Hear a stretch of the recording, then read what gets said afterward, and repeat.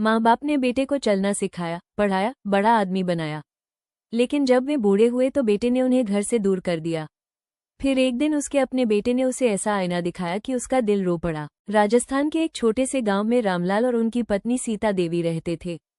उनका एक ही बेटा था, मोहन। रामलाल किसान थे। खेतों में दिन रात मेहनत करके उन्होंने अपने बेटे को पढ़ाया। कई बार तो ऐसा भी हुआ कि घर में पैसे कम पड़ गए, लेकिन उन्होंने अपनी जरूरतें छोड़कर बेटे की पढ़ाई पूरी करवाई। सीता देवी हमेशा कहती थी, हमारा बेटा बड़ा आदमी बनेगा, बस भगवान इसे खुश रखे। मोहन भी शुरू में अपने माता पिता से बहुत प्यार करता था। वो पढ़ाई में अच्छा था और माता पिता के सपनों को पूरा करना चाहता था। समय बीतता गया और एक दिन मोहन की मेहनत रंग लाई। उसे सरकारी नौकरी मिल गई। उस दिन रामलाल और सीता देवी की खुशी का ठिकाना नहीं था। पूरे गांव में मिठाई बांटी गई। रामलाल की आंखों में आंसू थे, लेकिन वो खुशी के आंसू थे। कुछ समय बाद रामलाल ने अपने बेटे की शादी करवा दी। मोहन की शादी एक शहर की लड़की रीना से हुई। शादी के बाद शुरू में सब ठीक था, लेकिन धीरे धीरे घर का माहौल बदलने लगा। कुछ महीनों बाद मोहन और रीना के घर एक बेटा पैदा हुआ। घर में खुशियां आईं, लेकिन इसी बीच रीना को सास ससुर की कुछ आदतें पसंद नहीं आने लगी। एक दिन रीना ने मोहन से कहा, देखो मोहन, तुम्हारे माता पिता अब बूढ़े हो चुके हैं, उन्हें हर समय देखभाल चाहिए। हम दोनों नौकरी करते हैं, बच्चे को भी संभालना है। अच्छा होगा कि उन्हें वृद्धाश्रम में छोड़ दे, वहां उनकी ठीक से देखभाल हो जाएगी। मोहन पहले तो चुप रहा, लेकिन धीरे धीरे रीना की बातों का असर उसके मन पर होने लगा। एक दिन उसने फैसला कर लिया। वो अपने माता पिता को कार में बैठाकर शहर ले गया।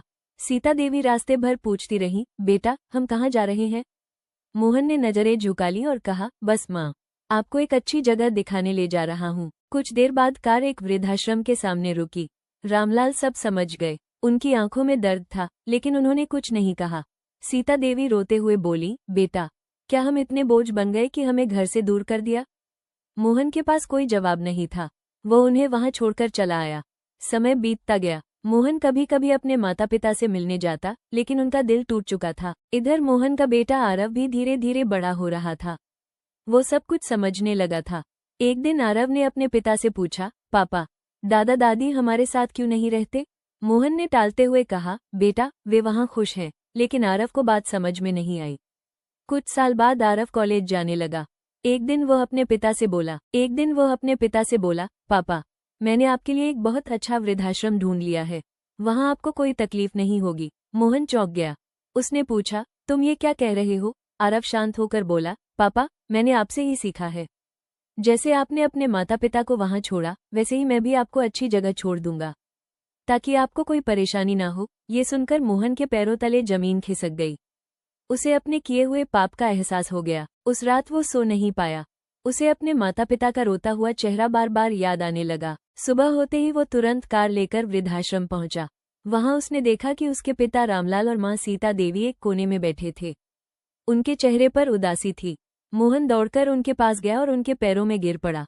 रोते हुए बोला, मां, पिताजी, मुझे माफ कर दीजिए, मैंने बहुत बड़ी गलती कर दी। मैंने आपके प्यार और त्याग को नहीं समझा। सीता देवी की आंखों से आंसू बहने लगे। रामलाल ने बेटे के सिर पर हाथ रखते हुए कहा, बेटा, माँ बाप अपने बच्चों से कभी नाराज नहीं रहते।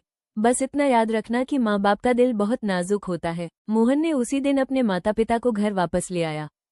उस दिन से उसने उनकी सेवा करने का फैसला किया। और आरव ने मुस्कुराकर कहा, अब मुझे आपके लिए कोई वृद्धाश्रम नहीं ढूंढना पड़ेगा। पापा, माँ बाप हमारे जीवन की सबसे बड़ी दौलत होते हैं। जिसने अपने माता पिता की सेवा की, वही सच्चा इंसान है। क्योंकि जैसा हम अपने माता पिता के साथ करते हैं, वैसा ही हमारे बच्चे हमसे सीखते हैं।